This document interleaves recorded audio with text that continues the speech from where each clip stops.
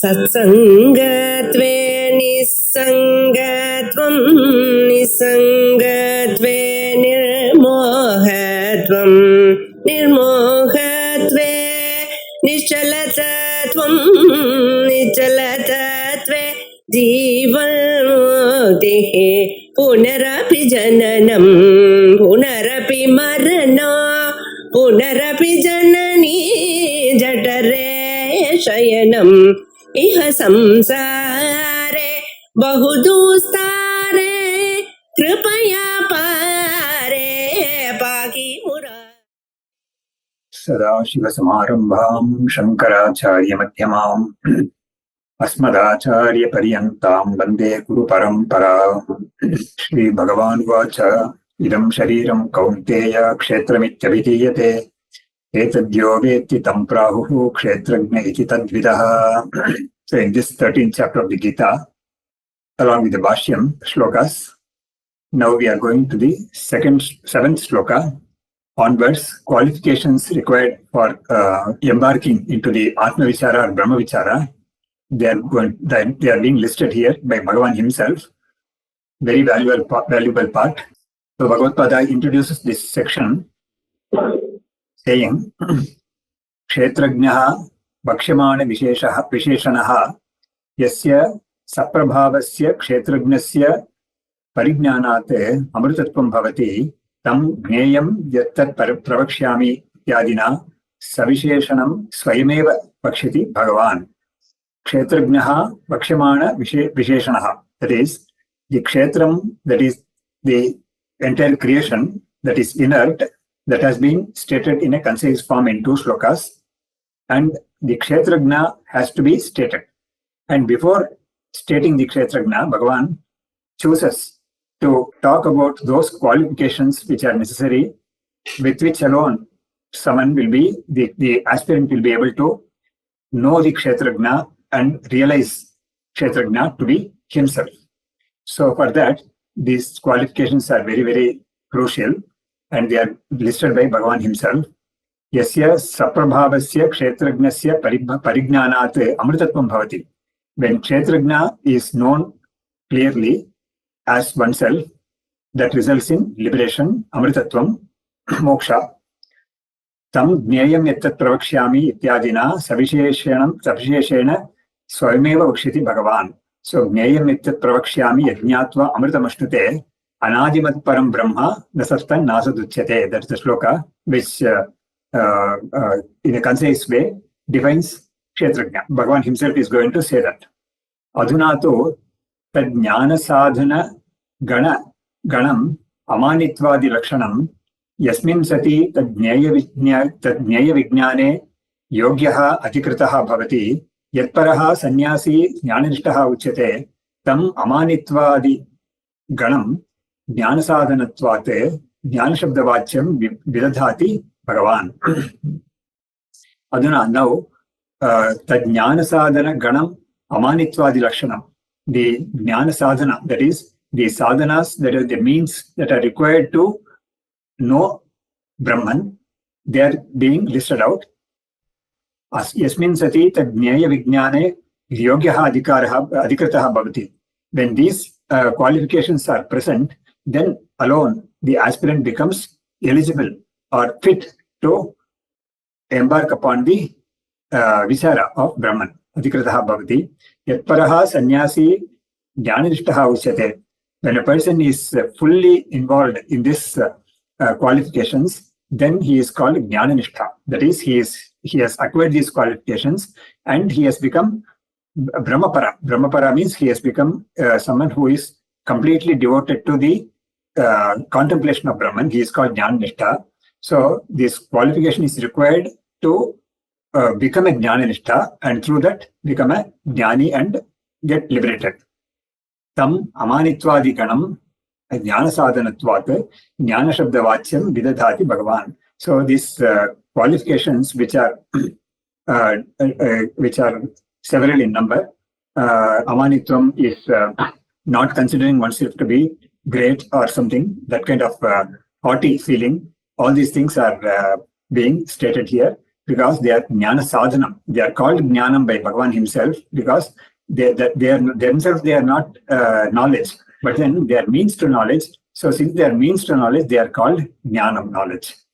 Amanitvam, adambitvam, ahimsa, kshanti, rarjavam, acharyopasanam, shaucham, stairyam, atma vinigraha.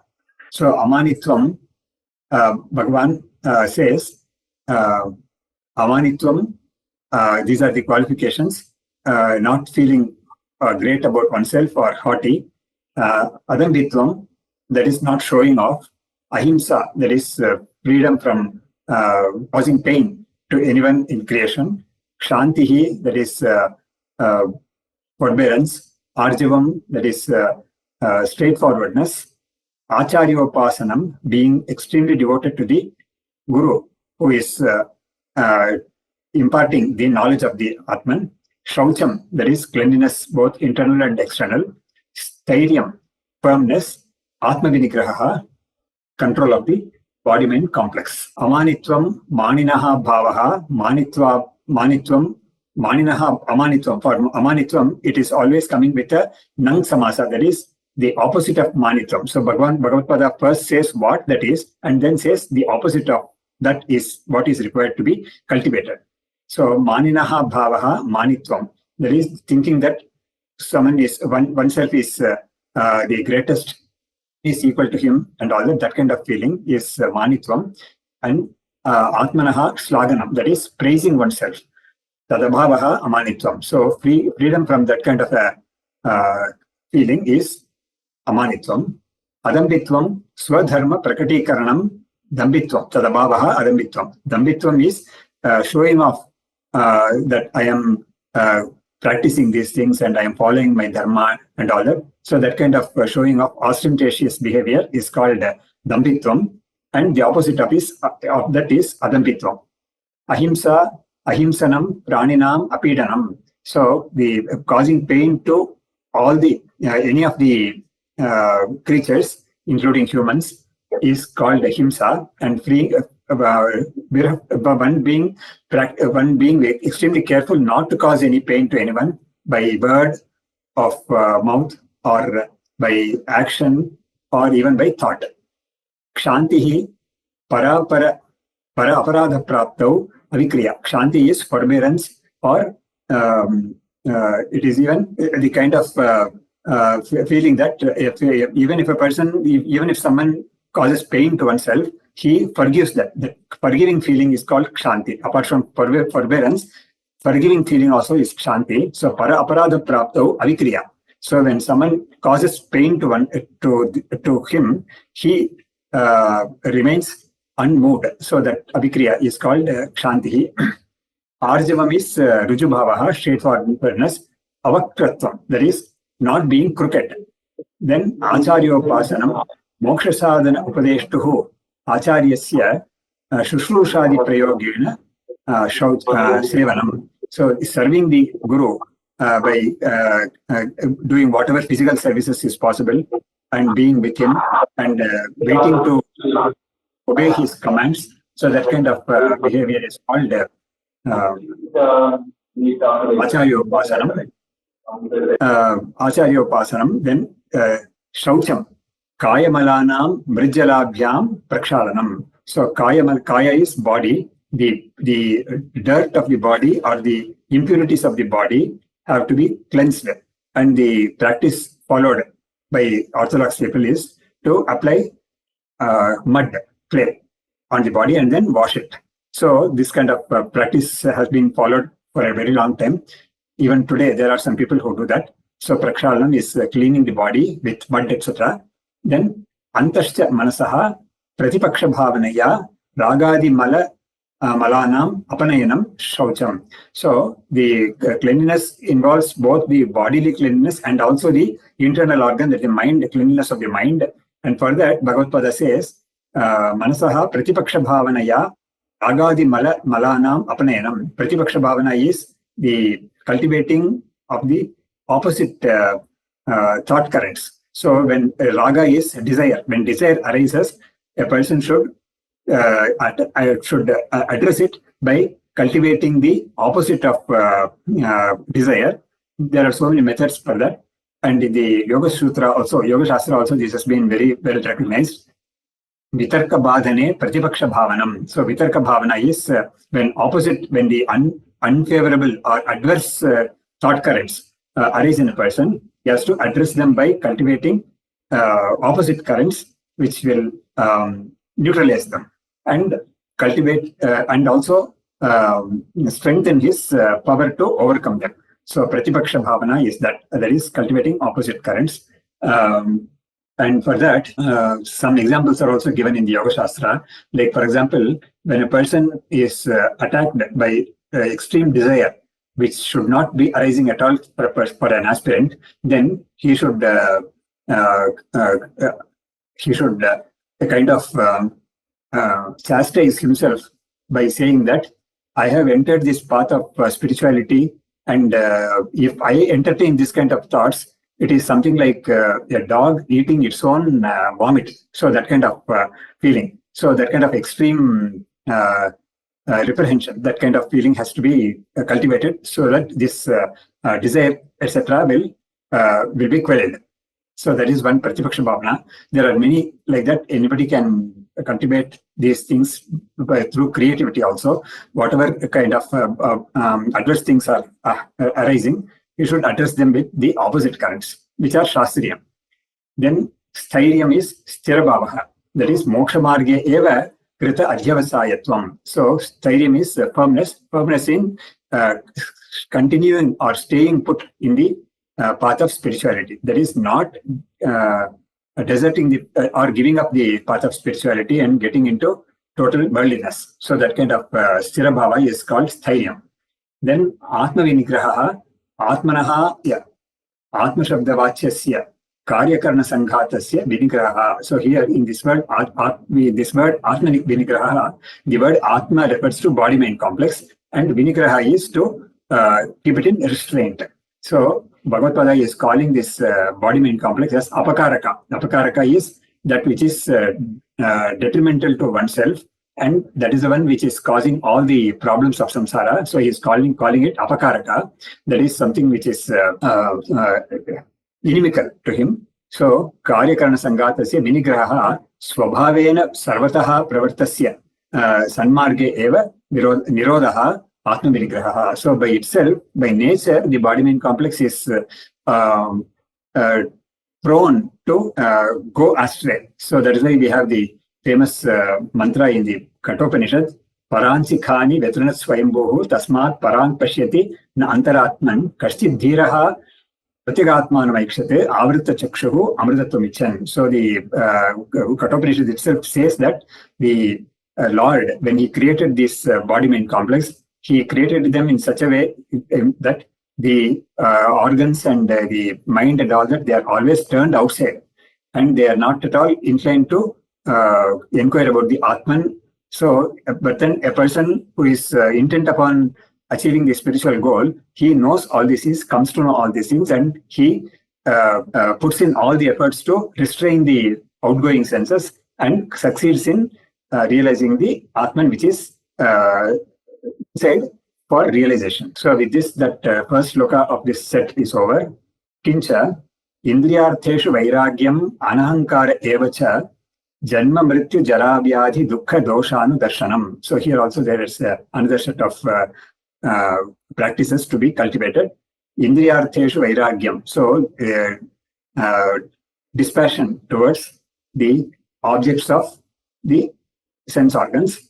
And anahankara evacha, egolessness, janma mrityu jara vyadhi dukkha doshanu darshanam, and constantly perceiving the faults in the in this list of natural happenings like janma, that is birth, then mrityu, death, then jara, that is old age, vyadhi is disease. So a person has to see the faults in these things and then come to the conclusion that since these are inevitable for a person who has taken birth, I should get over birth itself by realizing the self. So for that, this kind of contemplation on the faults pertaining to birth, death, etc. is very, very conducive and prescribed.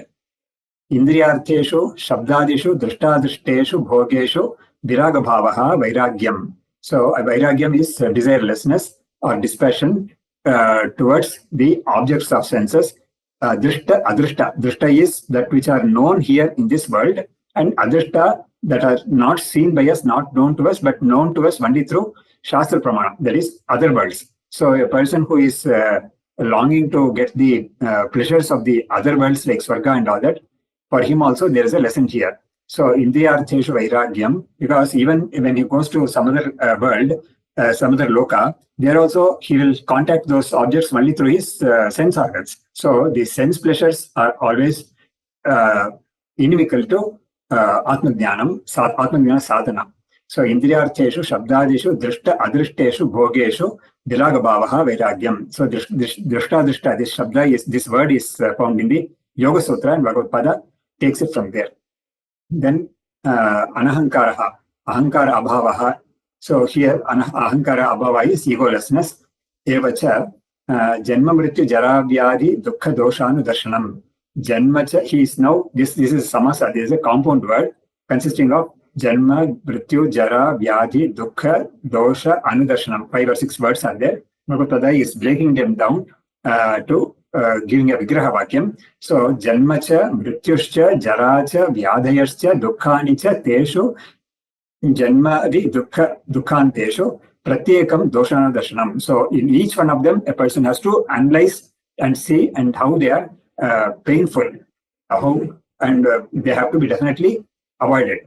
So Janmani, Garbhavasa, Yonidvara, Nisranam, Doshaha. So he is giving some examples here. So the fault pertaining to the connected with birth, there is birth, physical birth, is Garbhavasa. First, the fetus will have to be in the long time for the gestation period, and then that itself is painful, and it is explained in elaborately described in various other texts also, how it will be painful there, and how the stay there will be painful, and then Yonidvara Nisaranam. So through the womb, one has to come out. That is, it will be pushed out from the at the time of childbirth. So that is also something very, very reprehensible. It is very painful also. So that's why we see that the baby crying also when it comes out.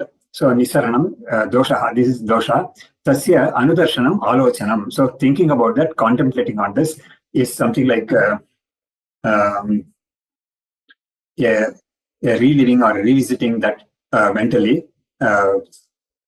Tata mrityo doshanudarshanam. So in mrityu also, some commentators have, sub-commentators have given the details of how it will be painful when the prana exits the body. So there are vital organs in the body, and the prana will be there all over the body. And when the prana exists, it will be extremely painful, because the prana will be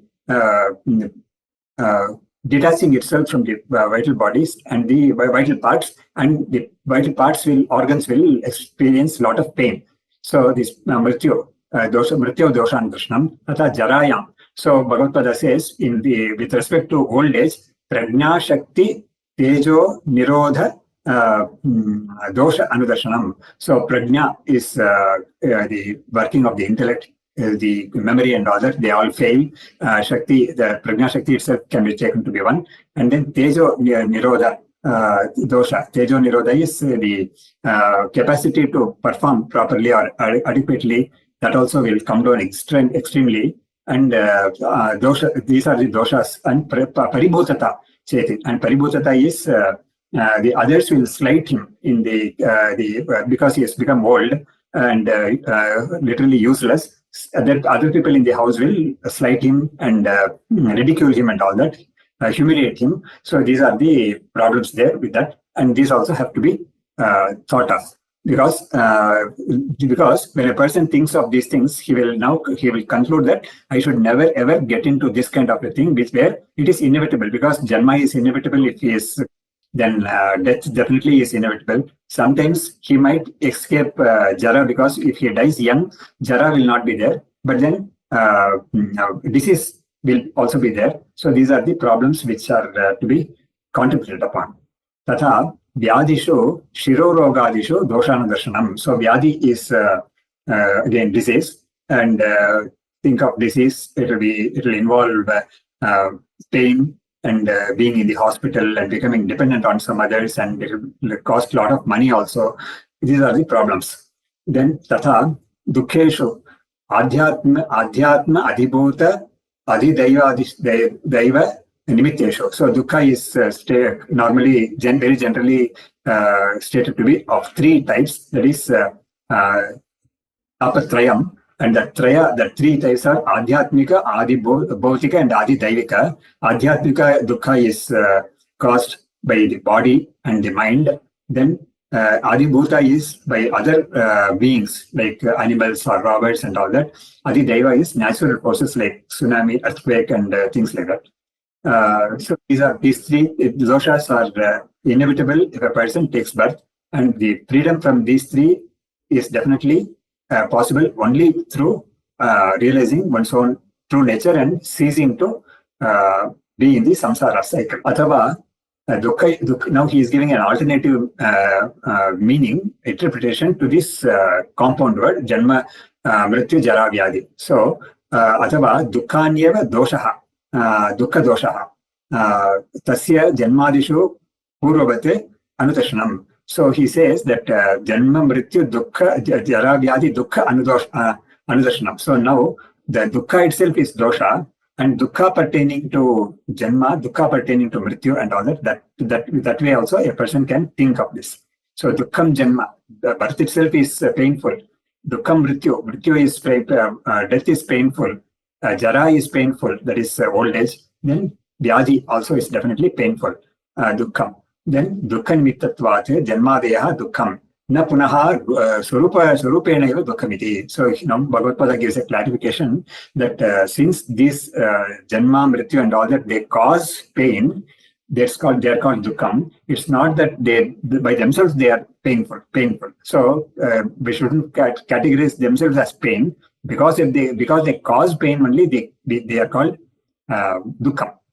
Evam janmadishu dukkha doshanudarshanate dehendriyadi Vishaya Bhogeshu Vairagyam Upajayate. So what is the result of this contemplation? Bhagavad Gita says, Evam Janmadishu Dukkha Dosha Anudarshanate Dehendriyadi Vishaya Bhogeshu Vairagyam Upajayate. So when he says, when a person contemplates on these things as pain, then the result of that, or the favorable point that comes to him is that Dehendriyadi Vishaya Bhogeshu Vairagyam Upajayate, that dispassion towards the enjoyment of sense pleasures will arise in him. So Dehendriyadi Vishaya Bhogeshu Vairagyam Upajayate, because this Deha Indriya, these are definitely required. The body and the body-mind complex is definitely required for any pleasure, enjoyment of any pleasure. But then they are infested with so much of problem, that is janma, jara, vyadi, and all that. All these are pertaining to the body-mind complex only. So when they are causes of so much pain, how will a person who has realized that engage in the pleasures, which are definitely possible only through the medium of body-mind complex? And then here one more point is there, that like Bhartrhari has said, Bhoge Roga Bhayam. So when a person indulges in this bhoga, it will result in roga. So Bhoge Roga Bhayam. So that's what he says, Bhartrhari. Tataha Pratyagatmani Pravrittihi Karananam Atmadarshanaya. So now Karananam, so now he is exactly giving the purport of mantra. Tataha Pratyagatmani Pravrittihi Karananam Atma. Karana is the Indriyas. Indriyas will be now, when he restrains them and when he withdraws them from, due to Vairagya, from Bhoga of sense pleasures, then he will involve all these sense organs in the pursuit of the Atman. So the Indriyas will have to be used for the pursuit of the Atman, and they will have to be put in use only for that and not for sense pleasures. And all the indriyas are definitely required for the pursuit of Atma Jnanam. Like, for example, the eyes to read books and to see the pain in the world and to serve the Guru and all that. So the whole body-mind complex will be diverted to, the power of the body-mind complex will be diverted to or channelized to for realizing the Atman through sadhana. Evam jnana hetutvat jnana uchyate janmadi dukkha dosha anudashanam. So this way, this computation of faults pertaining to janma, mrityu and all that, because since they are conducive to Atma Jnanam, they are called Jnanam themselves. Then the next shloka, Kincha Asaktir Anabhishvangaha Putradhara Grihadisho Nityam cha Samachittatvam Ishtanishtopa Bhattisho. So Asaktihi is in freedom from infatuation.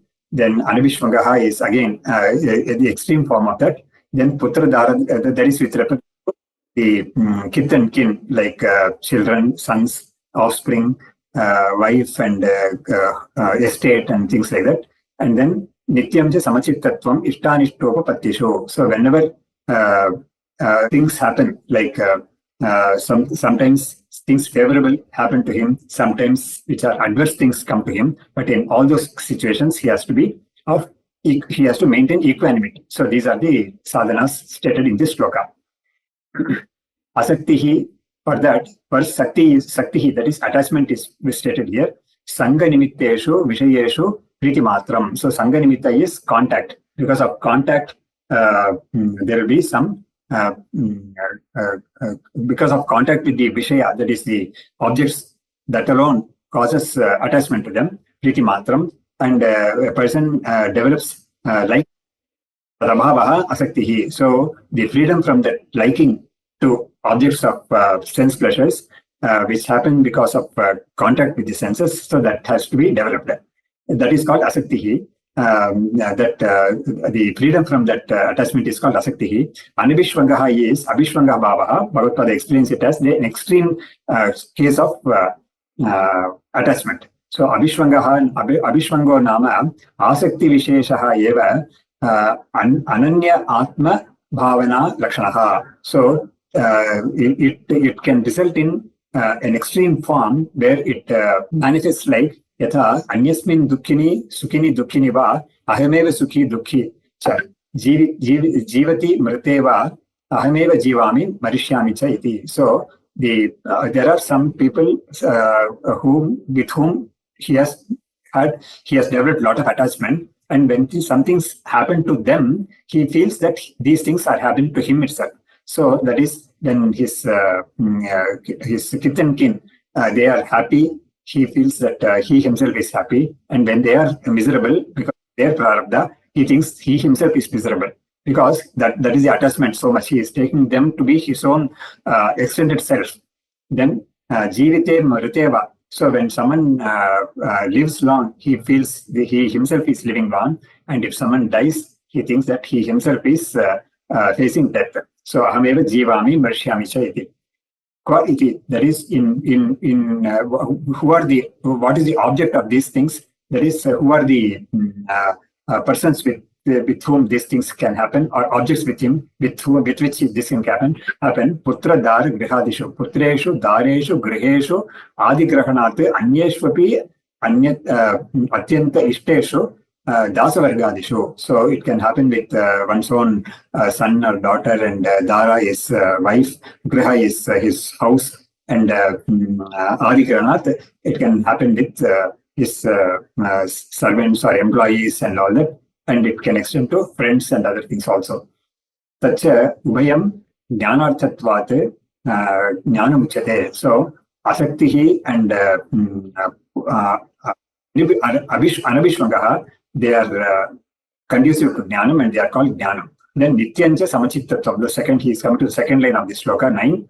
Nityancha samachittatvam tulya chittata, that is equanimity. Ishtanishtopapatishu, ishtanam anishtanam cha upatayaha sampraptayaha tasu ishtanishtopapatishu nityameva tulya chittata. So this due to prarabdha, things favorable to him can happen, or things adverse to him also can happen.